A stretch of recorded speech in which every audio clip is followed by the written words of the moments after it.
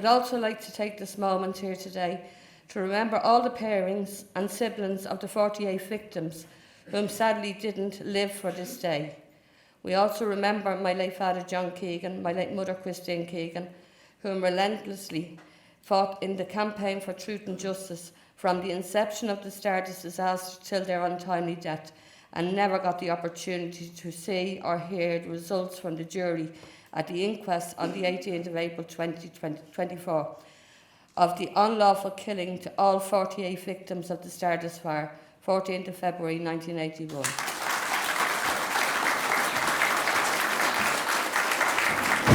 Gwynny cór ar an gydol sios na an hyn as ar san na dden ceile saifin. Fferm ffyrcyn ffôl siarlof. Ta no coed sio rwytofochtach ni wandas na clinatau gestach gap im hyn. Maar ta siatofochtach non colluder a gutchin.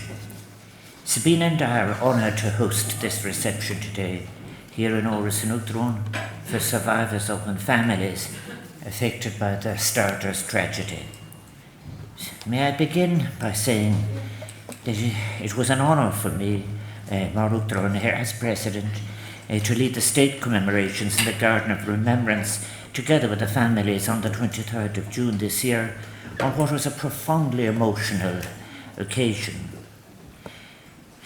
So today, it is with respect and solemnity that we recall that awful night in February 1981 in which 48 people perished and so many people were injured, young people full of life and vitality and youthful exuberance.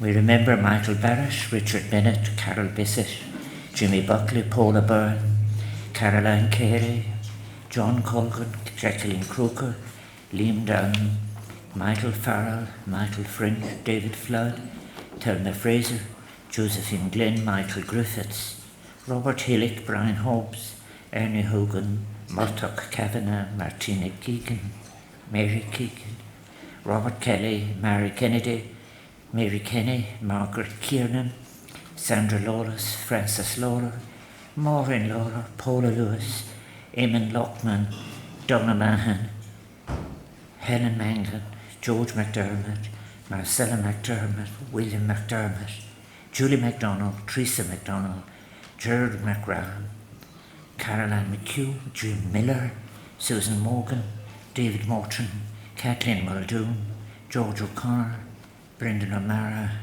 John Stout, Margaret Thornton, and Paul Wade. May I just say straight away from that, in reading these names and watching the interviews, but also the different statements being made by members of the family, one couldn't be struck by the life of all what friendships they had with each other. I'm thinking of their interests, for example, in music that they shared. Some of them were very interested in makeup. Some of them were interested in sports in different ways. But you had a sense of a whole community of people who had all of these friendships and depths, and it was very, I found that very moving. And while the people of Ireland stand in solidarity with you in your loss, it is you yourselves and your families who have had to bear the grief of what those tragic events, and added to it, have had to bear the long wait for information and judgment on those tragic events.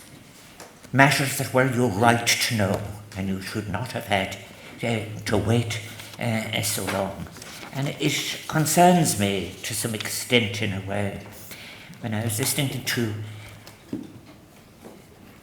to the interviews that were given by members of the family as well, it was getting worse as it went on, and it is to a great extent. I will refer to that. It is not just the long wait for information that was unacceptable, but also the additional hurt that was caused in the past by the regular reference and speculation as to what were unfounded theories as to the cause of the fire. I readily understand the feeling felt by the relatives and victims gathered or represented here of being abandoned and failed by the system, of their being by this long delay and uncertainty denied justice for the loss of loved ones. It was a letdown by the state.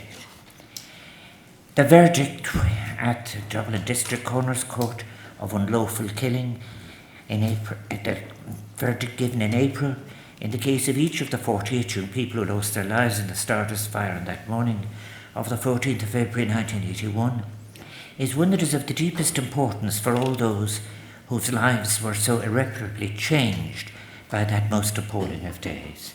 And I think of all those who were injured, all those, for example, who found it too much to handle in the period where they were waiting. And as I said, I was moved by the accounts and also in a way by the simplicities of the things which in fact satisfied their lives, going out to different events together and going out on this special night which they hoped would be one of celebration. But relatives have had to carry a terrible grief, and they've had their burden made worse by the questions that were left unanswered or answered incorrectly or insufficiently or simply in a distorted way. And I welcome the fact that, however late, you have at least received comprehensive and credible answers.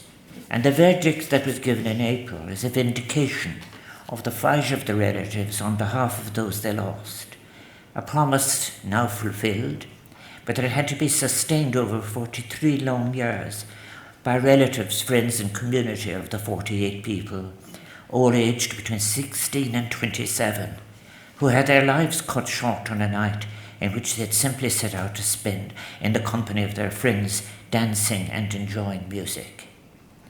And they all knew each other, and I was so struck by that. And I must say as well that for those who are seeking further information, they are entitled to get it, and I hope they do get it without any further delay. The inquests, when they came, were heard over 122 days of hearings.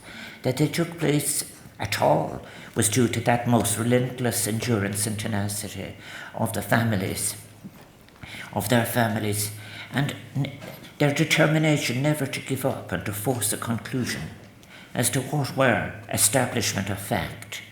Their struggle for dignity and recognition, however late being accorded to the lives of each of those 48 young people, was and will be remembered as a powerful human achievement. You were so true to those on whom you were advocating. And I am happy to have the opportunity of acknowledging here in Áras and Uachtaráin and honouring that particular tenacity of the campaign that you ran over all those years. I think the recognition, my recognition, but the recognition of the public is important, not least as to the loss of lives, but also the significance of their relationships and friendships, but also as well to the incalculable, devastating impact which their deaths had on the shared dreams and hopes of all those who cared for and loved them. They were not their dreams only, they were ones that they were sharing with those close to them and to those with whom they had friendships. Each of their lives has been so vividly remembered, recalled and honoured by the family members who presented such important portraits of their lives during the course of the inquest. The jury heard vivid and touching descriptions of bright, happy lives lost and the shattering impact of their deaths on families and their communities. And the emotion with which they were delivered testified to the ongoing devastation wrought by the tragedy. The inquest findings have at last brought a conclusion as to the circumstances of their death, to the cause of the fire, to the factors which contributed to its spread, to the factors which impeded those who died in their ability to, who died in seeking to escape and to access and egress through emergency exits. By its ultimate verdict of unlawful killing, findings which are the fruit of tireless campaigning and unyielding work of those who cared for the loss and appropriate memory of each of those who died. So I take the opportunity too this afternoon to thank the jury at the inquest who gave a year of their lives in one of the most important exercises of citizenship, the establishment of these most important of facts. And I thank all those who helped the families along the way. The legal team involved, I very much pay tribute to them because it's always a continual concern of my own as to who has access to the best of the legal opinion and so on. And it is great credit to the legal opinion for the way in which they've handled this case right through the very beginning. To the late Charlie Bird, who continued to be a source of great support to the families, and to all the members of the emergency services who responded on that terrible night.